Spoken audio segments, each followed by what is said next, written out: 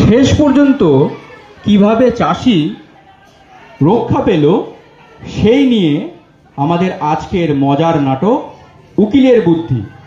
রচয়িতা সুকুমার রায়। এবারের মতো মাপ দেন কর্তা, অনেক কষ্টে এই 100 টাকা জোগাড় করেছি, এইটা নিয়ে মামলাটা তুলে নেন দয়া করে। 100 টাকা কি রে? 500 টাকার 1 পয়সা কম নেব না, সে তো আগেই বলেছি। আমি গরিব চাষা, এতগুলো টাকা কোথায় পাবো কর্তা? কোথায় পাবি তা আমি কি জানি? ওই টাকা দিতে পারিস তো দে, না হয় জেলে যা। আমার সময় নষ্ট করিস না, অনেক কাজ আছে। হে ভগবান, এখন আমি কি করি? টাকাগুলো মহাজনের হাতে তুলে দিতে না পারলে সারা জীবন জেলে কাটাতে হবে। আমার পরিবারের কি দশা হবে? আমার ছেলেপুলেরা কোথায় থাকবে, কি খাবে? কিন্তু এতগুলো টাকা আমি এখন পাবো কোথায়? কি হে ভাইয়া, পথের মধ্যে দাঁড়িয়ে দাঁড়িয়ে কি এমন আকাশ পাতাল ভাবছো শুনি? আমি গরিব চাষা, বিপদে পড়ে মহাজনের কাছ থেকে 25 টাকা ধার নিয়েছিলাম, কিন্তু সেই টাকা সুদে আসলে 500 টাকা হয়ে গেছে। সেই টাকা আমি সময় মতো দিতে না পারায় আদালতে আমার নামে মামলা করেছে মহাজন। আমি ওনাকে বললাম অনেক কষ্টে 100 টাকা জোগাড় করেছি, এইটা নিয়ে এই যাত্রায় রক্ষা করতে বললাম, উনি কিছুতেই শুনছেন না। বললেন হয় 500 টাকা দে, না হয় জেলে যা। এ তো বাড়ি সমস্যার কথা। সমস্যা তো বটেই, আমি জেলে গেলে আমার পরিবারের কি দশা হবে এই ভেবেই মরছি। তোমাকে বাঁচাবার একটা উপায় আছে, আমি আপনার পা ধরছি হুজুর, আপনি আমাকে বাঁচান।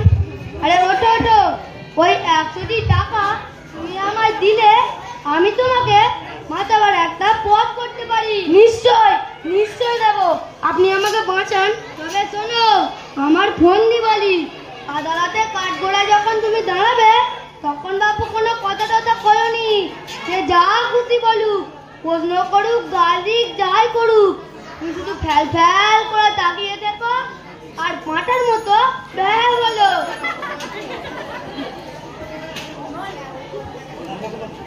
আপনি যা বলবেন আমি তাতেই রাজি। বেশ, তবে তুমি আমার কথা মতোই কাজ করো। আগে আপনি যা যা বলবেন আমি তাই তাই করব।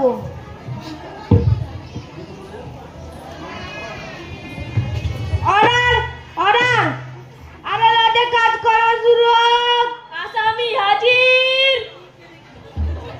হুজুর হুজুর, এবারটা চাষা আমার মক্কেল মহাজনের কাছ থেকে 7 বছর আগে 25 টাকা ধার নিয়েছিল, কিন্তু এখন সেই 25 টাকা সুদে আসলে হয়েছে 500 টাকা।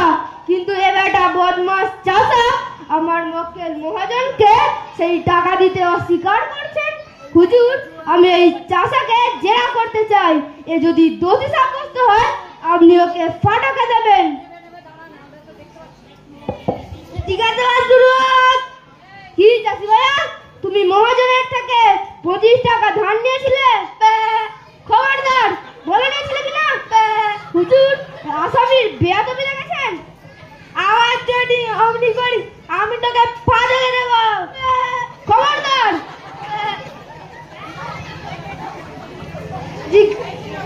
ওই লোকটা পাগল নাকি? হুজুর, ও কি আজকের পাগল? ও বহু দিনের পাগল, ও জন্ম অবধি পাগল। ওর কি কোনো বুদ্ধি আছে না কাণ্ড জ্ঞান আছে? ও আবার ধার নেবে কি? ও কি কখনো ফল লিখতে পারে? আর পাগলে ফল লিখলেই বাকি।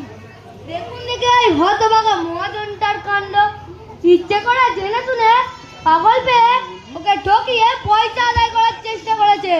কে বলেছে কানে টিপ দে, ও তো আর ওই সব ব্যাপারে কিছু জানে না, ও অমনি টিপ দিয়ে দিয়েছে। এখন আপনিই বিচার করে দেখুন হুজুর, পাগলকে ফাটকে দিলে আমাদের কি ধর্ম থাকে? না না হুজুর, না না, এসব মিথ্যা কথা।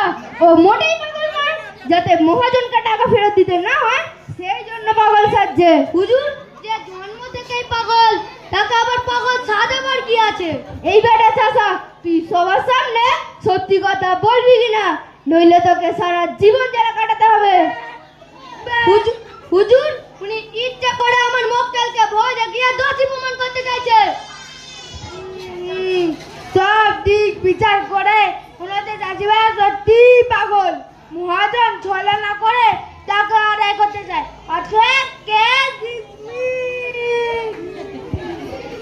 হায় হায় হায়, আমার এতগুলো টাকা চলে গেল।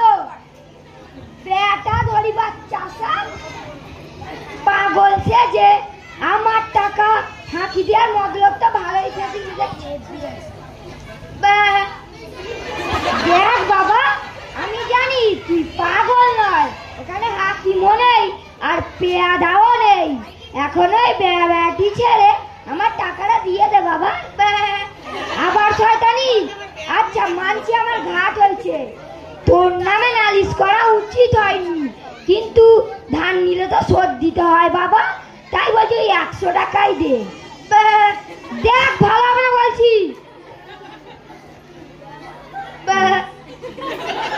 বেশ, আমিও দেখে নেব তুই আমার টাকা কিভাবে হজম করিস। সুদে আসলে 10 গুণ টাকা আদায় করে ছাড়বো, এই বলে গেলুম। হ্যাঁ হ্যাঁ বলে গেলু।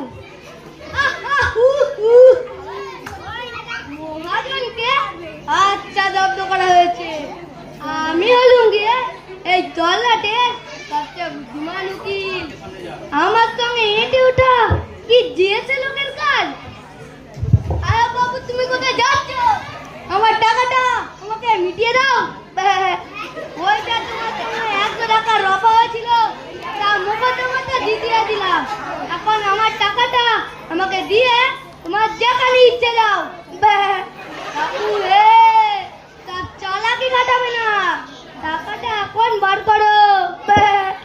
মারে বুকাতে সব আমার কলা আমাকে খাওয়াচ্ছ। দেখো ভালো হবে না বলছি, টাকাটা এখন ভালো ভালো দিয়ে দাও, নইলে হাকিমের কাছে গিয়ে বলে দেবো তুমি সত্যিকারের পাগল নাও। আচ্ছা, পুরো টাকাটা দিতে হবে না, 25 তোমার রেখা 75 আমাকে দিয়ে দাও। কত বাবা, তোর মুখু পাড়া গায়ে ভূত, তোর পেটে পেটে আল্লাহ জানে কি জানে। আগে যদি জানতুম তোর পাল্লা দুটো টাকাগুলো আটকে রাখতুম।